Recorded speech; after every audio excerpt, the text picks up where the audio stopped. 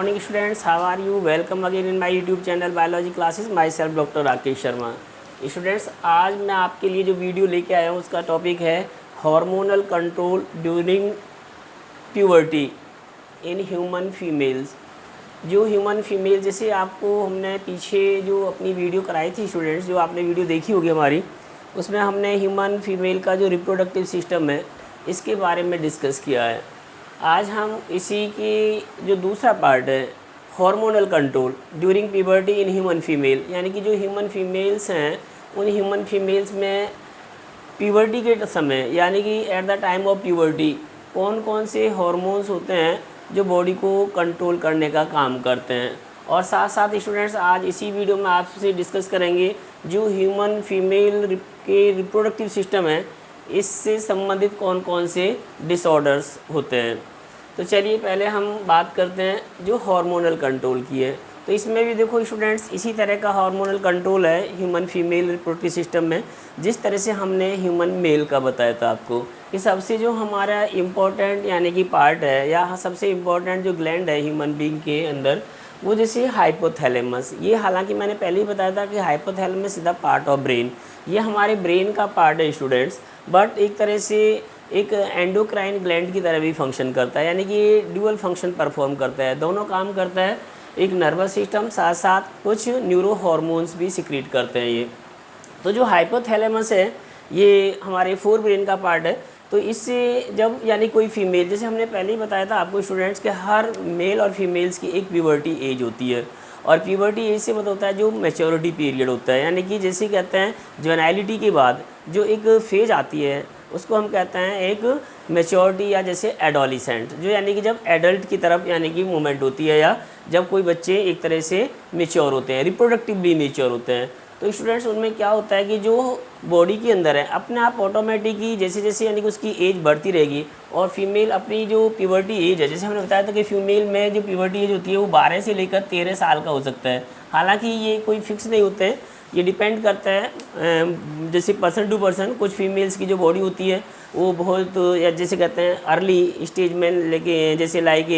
9 और 10 year old जो females हैं उनमें भी यानी कि ये प्यूबर्टी एज अटेन कर सकती हैं, और कभी कभी जैसे 12, 13 या 14 साल तक भी हो सकता है। वो डिपेंड करता है बॉडी की जो फिजिकल फिटनेस है वो किस टाइप की है। तो स्टूडेंट्स, नॉर्मली जो एक एवरेज यानी कि हम प्यूबर्टी एज देखते हैं फीमेल का, वो 12 या 13 साल तक की हो सकती है, जैसे मेल में ये 14 के करीब होती है, 13 से 14 साल का।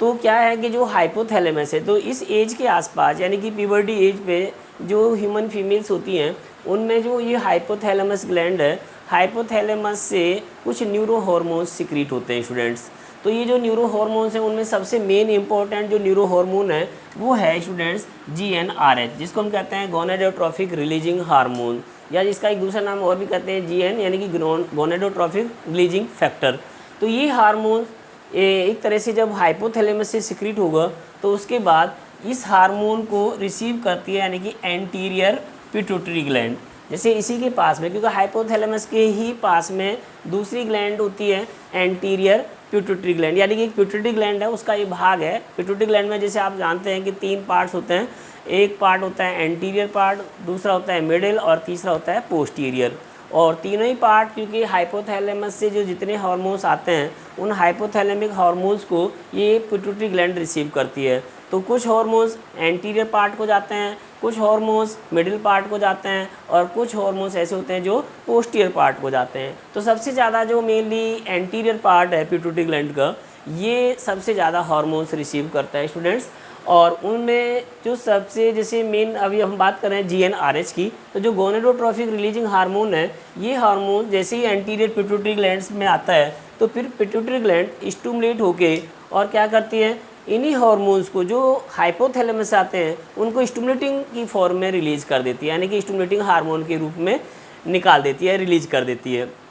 तो जब ये एंटीरियर पिट्यूटरी ग्लैंड्स स्टिमुलेट करेगी स्टूडेंट्स इस GnRH से, इसको हम कहते हैं जैसे गोनेडोट्रोफिक रिलीजिंग हार्मोन है। तो ये यहाँ से 2 मेन इंपॉर्टेंट हार्मोन्स निकालती है एंटीरियर पिट्यूटरी जो ग्लैंड है, और वो हार्मोन कौन से होते हैं, FSH और LH। तो ये हम उनकी बात करें, क्योंकि और भी हार्मोन्स आएंगे, लेकिन हम केवल उन हार्मोन्स की बात कर रहे हैं जो रिप्रोडक्टिव से संबंधित हैं, जो यानी कि ह्यूमन मेल या फीमेल के जो रिप्रोडक्टिव सिस्टम है उससे रिलेटेड होते हैं स्टूडेंट्स। तो जो ये हार्मोन है FSH और LH, जिसे नाम से पता चल रहा है FSH की फुल फॉर्म होती है फॉलिकुलर स्टिमुलेटिंग हार्मोन, यानी कि जो फीमेल्स की ओवरी है अब, तो इन फीमेल्स की ओवरी में क्या होते हैं, फॉलिकल्स भरे होते हैं। जैसे हमने बताया था ना कि जब कोई फीमेल्स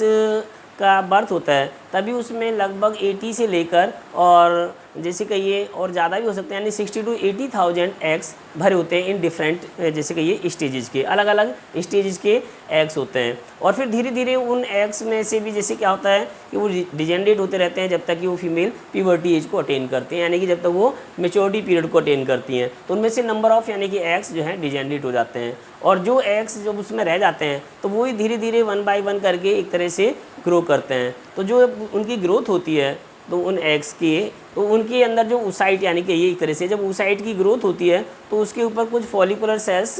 जैसे कहते हैं लेयरिंग के रूप में या लेयर के रूप में एकत्रित हो जाती हैं या उनके ऊपर एडियर हो जाती हैं। तो वही जो फॉलिकल सेल्स होती हैं उन्हीं को ये स्टिमुलेट करता है, इसीलिए इसका नाम रखा है फॉलिकल स्टिमुलेटिंग हार्मोन। तो ये जो फॉलिकल स्टिमुलेटिंग हार्मोन है तो स्टूडेंट ये क्या काम करेगा, धीरे धीरे जैसे जैसे यानी कि उनकी ग्रोथ होती रहेगी तो उनके ऊपर जो यानी कि प्राइमरी oocyte होते हैं उनके ऊपर लेयर डिपॉजिट होती जाती हैं। जैसे 1 या 2 लेयर फॉलिकल सेल्स की एडियर होगी, उसके बाद में 2 से ज़्यादा यानी कि जैसे 2 या 3 लेयर डिपॉजिट हो गई, फिर उससे भी ज़्यादा यानी कि जैसे नंबर ऑफ़ लेयर जब डिपॉजिट हो जाती हैं तो वो इस तरह से एक नई स्ट्रक्चर एज्यूम कर लेता है जिसको हम टर्सरी फॉलिकल कहते हैं। तो जो टर्सरी फॉलिकल होते हैं तो उन टर्सरी फॉलिकल्स में ही यानी कि आगे चल के फिर मियोसिस यानी कि स्टार्ट होती है जो प्राइमरी oocyte है। तो स्टूडेंट्स ये क्या है कि जो FSH है तो इसलिए इसका जो रोल है ओवरी के ऊपर, क्योंकि दोनों ये हार्मोन जो निकल रहे हैं एंटीरियर पिट्यूटरी ग्लैंड से FSH और LH, क्योंकि ये एक तरह से जो गोनेड्स होते हैं यानी कि ओवरी हैं जो फीमेल में, तो उन ओवरीज के ऊपर काम करते हैं। तो FSH मेनली ओवरी में फॉलिकल सेल्स की ग्रोथ को प्रमोट करता है स्टूडेंट्स, और जैसे जैसे फॉलिकल सेल्स यानी कि बढ़ती रहती हैं और वो यानी कि एक तरह से ग्रो कर जाती हैं तो यही फॉलिकल सेल्स फिर आगे चल के क्या करती हैं, ये फॉलिकल सेल्स एक दूसरा हार्मोन रिलीज करती हैं जिसको हम एस्ट्रोजन कहते हैं। तो ये एस्ट्रोजन हार्मोन फिर आगे सिक्रीट करना स्टार्ट कर देती हैं। ये बहुत इंपॉर्टेंट हार्मोन है एस्ट्रोजन, क्योंकि यही हार्मोन्स फीमेल की जो प्यूबर्टी है इस प्यूबर्टी को एक तरह से आगे इंक्रीज करता है, डेवलप करने में हेल्प करता है, यानी कि जो प्यूबर्टी एज है उसको अटेन करने में एस्ट्रोजन का बहुत ही महत्वपूर्ण यानी कि जैसे कि ये एक रोल होता है। तो ये एस्ट्रोजन हार्मोन्स किससे निकल रहा है, जो फॉलिकल सेल्स होती हैं। तो जैसे ही FSH यानी कि काम करेगा फॉलिकल सेल्स को बढ़ाएगा तो धीरे धीरे फॉलिकल सेल्स जैसे जैसे मेच्योर होती रहती हैं तो ये तब यानी कि एक हार्मोन्स यानी कि निकालना स्टार्ट कर देती हैं, उसको कहते हैं एस्ट्रोजन हार्मोन्स। और उधर अगर हम दूसरे हार्मोन की बात करें जो LH हार्मोन होता है, तो अभी मैंने बताया था LH हार्मोन ल्यूटिनाइजिंग हार्मोन कहते हैं स्टूडेंट्स। इस हार्मोन का जो रोल होता है इसका काम होता है ओवुलेशन, यानी कि जैसे यानी कि कोई एग अब एक तरह से जो यानी कि मैंने अभी बताया जब मेच्योर होगा तो उस मेच्योरिटी पे उसमें मियोसिस स्टार्ट हो जाएगी। जो प्राइमरी oocyte था उस प्राइमरी oocyte में मियोसिस फर्स्ट होती है। तो जब मियोसिस फर्स्ट होगी तो मियोसिस फर्स्ट से यानी कि एक तरह से वो भी अनइक्वल होती है। मियोसिस फर्स्ट जो डिवीजन होती है वो एक अनइक्वल होती है, जिससे 2 यानी कि एक तरह से सेल्स बनती हैं, एक स्मॉलर और एक लार्जर। तो जो लार्जर वाली होती है उसको सेकेंडरी oocyte कहते हैं और जो स्मॉलर होती है उसको फर्स्ट पोलर बॉडी कहते हैं। तो जो सेकेंडरी oocyte है वो सेकेंडरी oocyte में अब धीरे धीरे क्या होगा कि नेक्स्ट यानी कि जैसे मियोसिस सेकेंड की जो फेजेस होती हैं वो फेजेस स्टार्ट हो जाती हैं लेकिन वो कंप्लीट नहीं होती, इसीलिए जो वो सेकेंडरी oocyte वाला एग होता है वो यानी कि एक तरह से रिलीज हो जाता है, ठीक है। और जब वो रिलीज होगा तो उसको रिलीज़ करने के लिए जो रिस्पॉन्सिबल हार्मोन है वो होता है LH ल्यूटिनाइजिंग हार्मोन। तो इसलिए जो ओवरी से एग रिलीज होता है वो सेकेंडरी oocyte में ही रिलीज हो जाता है, यानी कि अभी वो कंप्लीट एक तरह से ऊटेड या कहिए वो एग नहीं बना या ऊटेड नहीं बना, वो तब बनेगा जब सेकेंडरी यानी कि जैसे कहिए जो oocyte है जब उसकी मियोसिस सेकेंड कंप्लीट हो जाती है। और वो कब कंप्लीट होती है स्टूडेंट, वो कंप्लीट तब होती है व्हेन द स्पर्मेटोजोआ या sperm cells come in contact with the egg, यानी कि जो सेकेंडरी oocyte जब रिलीज होगा और ये एम्पुला में पहुंचेगा ओविडक्ट के थ्रू एम्पुला वाले भाग में, तब वहाँ पर ये वेट करता है स्पर्मेटोजोआ का। और यदि इसको स्पर्मेटोजोआ मिल जाता है यानी कि इन जैसे कहिए इन एप्रोप्रिएट टाइम, तो अब क्या होगा कि जो यानी कि सस्पेंडेड जो फेजेस थी हैं मियोसिस सेकंड की, वो मियोसिस सेकंड की सस्पेंडेड स्टेजेस स्टार्ट हो जाती हैं और फिर एक दूसरा यानी जैसे कहिए फिर डिवीजन होगी उसमें मियोसिस सेकंड कंप्लीट, और उससे फिर क्या बनाएगा, फिर एक वो भी अनइक्वल डिवीजन होती है स्टूडेंट्स, और उसमें भी क्या होगा, उस अनइक्वल डिवीजन में एक बनेगा एग और दूसरी बनती है सेकंड पोलर बॉडी, फिर उस एग के साथ यानी कि फर्टिलाइजेशन होता है। लेकिन अगर ऐसा नहीं होता तो फिर वो यानी एक तरह से वहीं पर रुक के यानी कुछ टाइम वेट करने के बाद उसकी डेथ हो जाती है या वो नॉन वायबल हो जाता है। तो इसलिए क्या है कि ये जो LH हार्मोन है, तो ये LH हार्मोन स्टूडेंट्स क्या काम करता है, ये ओवुलेशन को प्रमोट कर रहा है यानी कि, और जैसे ही यानी कि ओवुलेशन हो गया तो अब उसका जो पार्ट बच जाता है यानी जिस ग्रेफियन फॉलिकल्स को ब्रस्ट करके वो यानी कि सेकेंडरी oocyte स्टेज में रिलीज होता है स्टूडेंट, तो उसकी जो रिमेनिंग यानी कि फॉलिकल सेल्स हैं जो ओवरी के अंदर रह जाती हैं, वो सेल्स फिर एक तरह से ग्लैंड की तरह बिहेव करती हैं। जैसे हमने पीछे भी आपको हालांकि ये बात बताई है कि जो वो ग्लैंड की तरह जो बिहेव करेगी उस ग्लैंड का नाम क्या देंगे, उसका नाम देते हैं कॉर्पस ल्यूटियम, क्योंकि उनकी जो सेल्स होती हैं उन सेल्स में एक जैसे कहिए येलो कलर का पिगमेंट पाया जाता है ल्यूटिन, और वो ल्यूटिन यानी कि पिगमेंट वाली जो सेल्स होती हैं उन्हीं से वो एक ग्लैंड बन जाती है और वो ग्लैंड कॉर्पस ल्यूटियम होती है, और उससे फिर एक अनोदर हार्मोन सिक्रीट होता है स्टूडेंट, उसको कहते हैं प्रोजेस्टेरोन। ये प्रोजेस्टेरोन क्या काम करेगा, अगर बाई चांस जैसे अभी मैंने बताया, अब जैसे ही मान लीजिए एम्पुला के अंदर और स्पर्मेटोजोआ के कांटेक्ट में सेकेंडरी oocyte आ गया और उसमें मियोसिस जो सेकंड थी वो कंप्लीट हो गई और एग यानी कि डेवलप हो गया या एग बन गया, और दूसरी एक क्या बन गई, सेकंड पोलर बॉडी। तो सेकंड पोलर बॉडी तो डिजेनरेट हो जाती है, लेकिन जो ऊटिड है वो स्पर्मेटोजोआ के साथ अब मान लेते हैं क्या करेगा, वो फ्यूज करके, ठीक है, और उससे एक फर्टिलाइज सेल बन जाती है जिसको हम जाइगोट कहते हैं। तो जाइगोट क्योंकि बन गया, अब इसका मतलब है कि फीमेल ने प्रेगनेंसी को एक्वायर कर लिया, फीमेल प्रेग्नेंट हो गई, तो उस प्रेगनेंसी को, पूरी होल प्रेगनेंसी को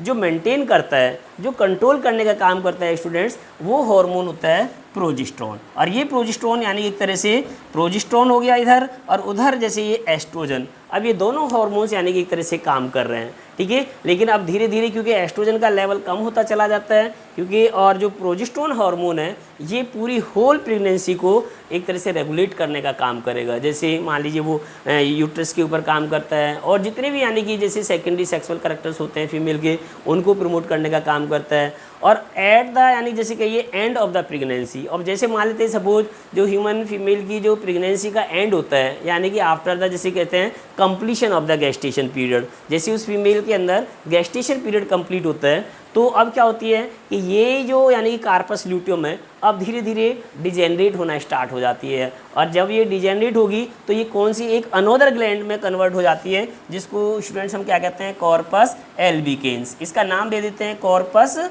एल्बिकेंस। और ये जो कॉर्पस एल्बिकेंस है एक छोटी सी वाइट बॉडी के रूप में रह जाएगा अब ये, और जब ये छोटी सी एक वाइट बॉडी के रूप में रह जाता है ओवरी के अंदर, फिर ये एक अनोदर हार्मोन सिक्रीट करता है at the end of pregnancy. उस हार्मोन को हम कहते हैं रिलैक्सिन। ये रिलैक्सिन बहुत ही इंपॉर्टेंट हार्मोन्स है, और इसका फंक्शन क्या होता है स्टूडेंट्स कि ये जब यानी कि अब क्योंकि फीमेल का अपना गेस्टेशन पीरियड कंप्लीट हो चुका है, तो वो क्या करती है, अब वो रेडी है फॉर जैसे बर्थ लेइंग, बच्चे को जन्म देने के लिए तैयार हो जाती है। तो जब वो बच्चे को जन्म देने के लिए तैयार होती है तो अब उसकी बॉडी में फिर ये रिलैक्सिन हार्मोन क्या काम करता है स्टूडेंट्स, ये जो सर्विक्स वाला पार्ट है, क्योंकि जो सर्विक्स है उसको जब तक रिलैक्स नहीं किया जाएगा तो ये उसको रिलैक्स करने का काम करता है। साथ साथ जो ये गर्डल है, पेल्विक गर्डल, तो ये इस पेल्विक गर्डल के जो लिगामेंट होते हैं और उस लिगामेंट को भी लूज करेगा ताकि इजी बर्थ हो जाए फीमेल्स में। तो जब वो फीमेल्स में यानी कि इजी बर्थ होगा, क्योंकि अब उसको बच्चे को एक तरह से बाहर आना है, बॉडी से बाहर आना होता है, तो इसलिए ये इस रिलैक्सिन हार्मोन का काम होता है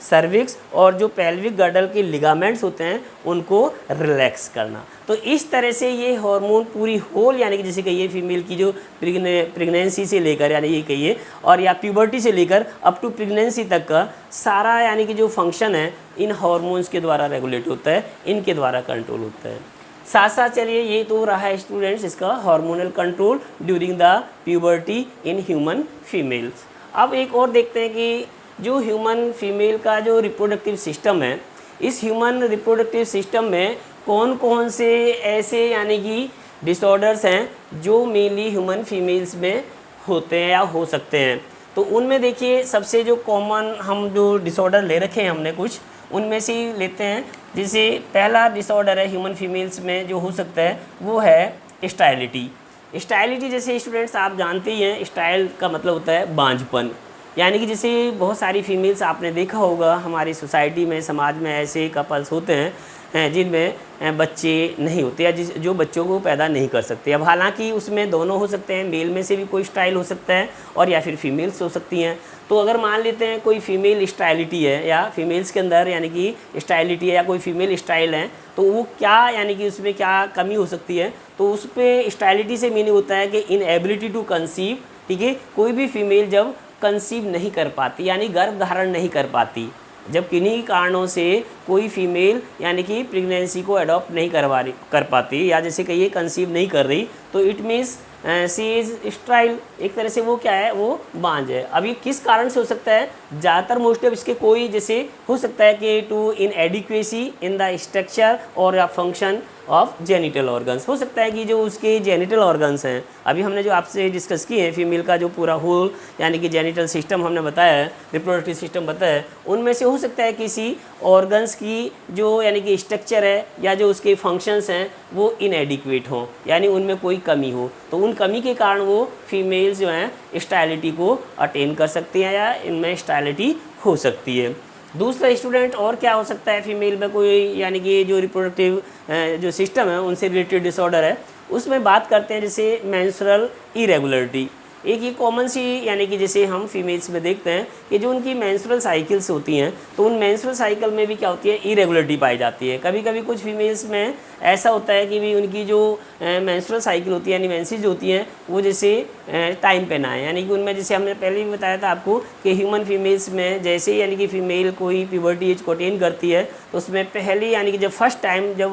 मेंसेस आते हैं उसको कहते हैं मेनॉर्की। तो फिर उसके बाद जब फर्स्ट टाइम स्टार्ट हो जाता है फिर वो हर महीने जैसे कहिए जो भी यानी कि जैसे जिस डेट को भी उनको मेंस्ट्रुअल साइकिल होती है फिर उसके अनुसार उसी के अकॉर्डिंग यानी कि कहिए कि 28 या 29 दिन के बाद सेकंड यानी कि फिर यानी कि उनमें मेंस्ट्रुअल साइकिल स्टार्ट हो जाती हैं। तो ये जो रिप्रोडक्टिव साइकिल है या जो मेंस्ट्रुअल साइकिल होती हैं ये लगातार ऐसे चलती रहती है जब तक कि कोई फीमेल प्रेगनेंसी को या अटेन नहीं करती या प्रेगनेंसी एक्वायर नहीं करती। लेकिन ये जो रेगुलरिटी है एक तरह से फीमेल्स में मेंस्ट्रुअल साइकिल की, ये कई बार ऐसा देखा जाता है कुछ फीमेल्स में कि जो इरेगुलर हो जाती हैं, यानी कि उनमें ये इरेगुलरिटी है।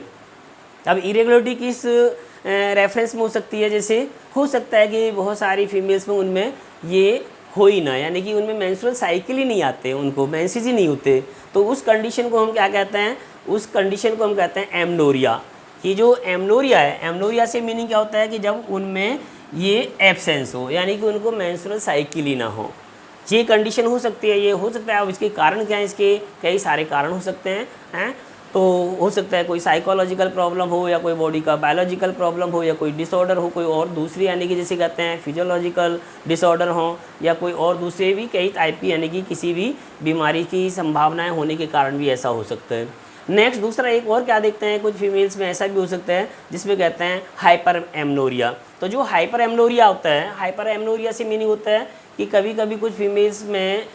जब मेंस्ट्रुअल साइकिल होती है तो उनके यूट्रस से बहुत ज़्यादा एक्सेसिव में जैसे कहिए अधिक मात्रा में यानी कि ये प्रोलॉन्ग्ड यानी कि ब्लीडिंग होती है, कई कई दिन तक यानी इनको ब्लीडिंग हो सकती है, और या एक तरह से बहुत ज़्यादा मात्रा में ब्लीडिंग होती है जिससे बहुत अधिक मात्रा में बॉडी से ब्लड उनका बाहर निकल जाता है। तो ये भी एक तरह से डिसऑर्डर है, ये भी हम इसी में देखते हैं मेंस्ट्रुअल इरेगुलरिटी में ही। और तीसरी कंडीशन या ये हो सकती है डिसमेनोरिया, जिसको हम कहते हैं। डिसमेनोरिया का मीनिंग होता है जब पेनफुल मेंस्ट्रुएशन होती है किसी फीमेल्स के अंदर, बहुत ज़्यादा पेन होता है जैसे उनमें, तो उस कंडीशन को हम डिसमेनोरिया के नाम से भी जानते हैं। तो ये क्या है, ये सारी मेंस्ट्रुअल साइकिल से रिलेटेड यानी कि डिसऑर्डर होते हैं फीमेल्स के अंदर। और अगली नेक्स्ट जैसे हम बात करें तो वो है एक जो कॉमन से जो डिसऑर्डर में आते हैं वो है ब्रेस्ट कैंसर का।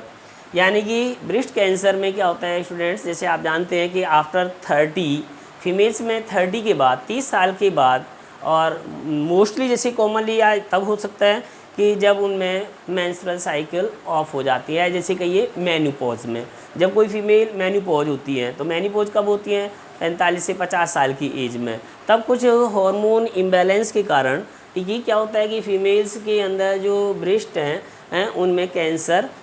होने के चांस हो जाते हैं या ब्रेस्ट कैंसर हो जाता है। तो जिन फीमेल्स में ब्रेस्ट कैंसर हो जाता है तो फिर उसका देखिए ट्रीटमेंट क्या है। जब वो डिटेक्ट हो जाए कि भाई ब्रेस्ट कैंसर है तो फिर इसका ट्रीटमेंट तो या तो यही सर्जिकल ट्रीटमेंट होता है, जिसको मैस्टेक्टोमी के नाम से भी जानते हैं। मैस्टेक्टोमी मीन्स यानी कि जैसे रिमूवल ऑफ द ब्रेस्ट, उस ब्रेस्ट को एक तरह से निकलवा देना, तो हम उसको कहते हैं मैस्टेक्टोमी। तो ये हो सकता है। और एक और जैसे डिसऑर्डर है स्टूडेंट्स कि ओवेरियन सिस्ट, ये भी बहुत ज़्यादा कॉमनली यानी कि फीमेल्स के अंदर पाया जाने वाला डिसऑर्डर है कि जिसमें क्या होता है कि कई सारी यानी जैसे बहुत सारी फीमेल्स की जो ओवरी होती हैं, उन ओवरी के अंदर क्या होता है, कुछ जैसे फ्लूइड फिल्ड जिसे कि ये सिस्ट बन जाते हैं, उनमें फ्लूइड भरा रहता है, उन सिस्ट बन जाते हैं और कभी कभी उनके साइज़ भी बहुत ज़्यादा बड़े भी हो जाते हैं। हालांकि ये सिस्ट अपने आप ऑटोमेटिक रप्चर भी होते रहते हैं, कुछ यानी जैसे रप्चर हो जाते हैं, कुछ फिर फर्दर यानी कि जैसे रप्चर होने के बाद में फिर फर्दर रिग्रेस कर जाते हैं, कभी कभी ऐसा भी होता है फिर दोबारा से यानी कि बन जाते हैं।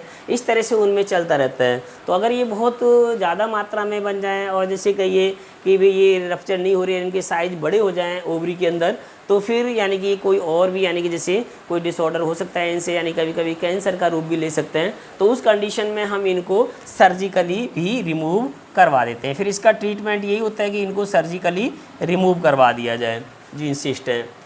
तो एक और है, जैसे मैंने पहले भी आपको बताया था, नेक्स्ट डिसऑर्डर है सर्वाइकल कैंसर स्टूडेंट्स। तो ये सर्वाइकल कैंसर कौन सा होता है, जो फीमेल का सर्विक्स वाला पार्ट होता है। तो इस सर्विक्स वाले पार्ट में भी कैंसर होने के चांसेस ज़्यादा होते हैं ह्यूमन फीमेल्स में। और यदि बाय चांस ये भी डिटेक्ट हो जाता है तो फिर इसका भी जो ट्रीटमेंट है वो केवल या तो सर्जरी में आता है या फिर इसके लिए भी कोई जो जैसे कहते हैं रेडिएशंस होती हैं, ठीक है, उन रेडिएशंस के द्वारा, यानी कि जो एक थेरेपी में हम जैसे काउंट करते हैं, तो रेडिएशन जो एक तरह से थेरेपी होती है एक टाइप की, तो उस थेरेपी से भी हम इसको ट्रीट कर सकते हैं रेडिएशन के द्वारा भी, और या फिर इसका सर्जिकल ट्रीटमेंट यानी सर्जरी से भी हम इसको निकाल सकते हैं। और एक और फीमेल में जो लास्ट ये है डिसऑर्डर स्टूडेंट, वो होता है एक्टोपिक प्रेगनेंसी। एक्टोपिक प्रेगनेंसी किसे कहते हैं? एक्टोपिक प्रेगनेंसी से मीनिंग होता है कभी कभी कुछ फीमेल्स में ऐसा देखा जाता है कि जो फीटस है उस फीटस का यानी जैसे कहिए एम्ब्रियो का जो डेवलपमेंट है, उस एम्ब्रियो का डेवलपमेंट यानी कि जैसे कहिए इन प्लेस ऑफ यूट्रस, या उस जैसे कहिए यूट्रस के स्थान पर ना होके, यानी कि जो उनका एक प्रॉपर, जैसे हमने बताया था कि जो एम्ब्रियो होता है आफ्टर फर्टिलाइजेशन जो यानी जाइगोट है, फिर उसमें एक तरह से जब डिवीजन होती है, क्लीवेज होता है, तो जो ब्लास्टोसिस्ट है वो ब्लास्टोसिस्ट यानी कि एक तरह से यूट्रस में आ जाता है। और यूट्रस में आने के बाद में उसका जो इम्प्लांटेशन है वो यूट्रस की वॉल के साथ होता है। तो दिस इज़ द एक प्रॉपर इम्प्लांटेशन। बट यानी कि कुछ महिलाओं में ऐसा देखा जाता है, फीमेल्स में ऐसा देखा जाता है कि जो उनका एम्ब्रियो है वो एक प्रॉपर जैसे कहिए कि यूट्रस में इम्प्लांट ना करके और उसके अलावा किसी दूसरी साइड से या किसी दूसरी जगह पे जाके इम्प्लांट हो जाए। स्पेशली ज़्यादातर कहाँ होता है, वो ओविडक्ट के अंदर ही, ये भी ओविडक्ट में ज़्यादा चांस होते हैं। तो जो ओविडक्ट होता है फीमेल्स में, उसमें ये कहीं कभी कभी जो है कुछ फीमेल्स के अंदर इसका इम्प्लांटेशन हो जाता है। तो जब इस तरह की कोई हम फीमेल में कंडीशन देखते हैं कि जहाँ पर यानी कि जो एक एम्ब्रियो का इम्प्लांटेशन यूट्रस में ना होकर किसी दूसरी जगह पे हो जाए, उसके लिए टर्म यूज करते हैं एक्टोपिक प्रेगनेंसी, या इस डिसऑर्डर को कहते हैं एक्टोपिक प्रेगनेंसी। तो ये यानी कि ह्यूमन फीमेल के कुछ डिसऑर्डर स्टूडेंट्स, और ये मैंने आपको बताया हार्मोनल कंट्रोल। तो आपको वीडियो अच्छी लगी तो हमारी वीडियो को देखते रहिए students. Thank you very much.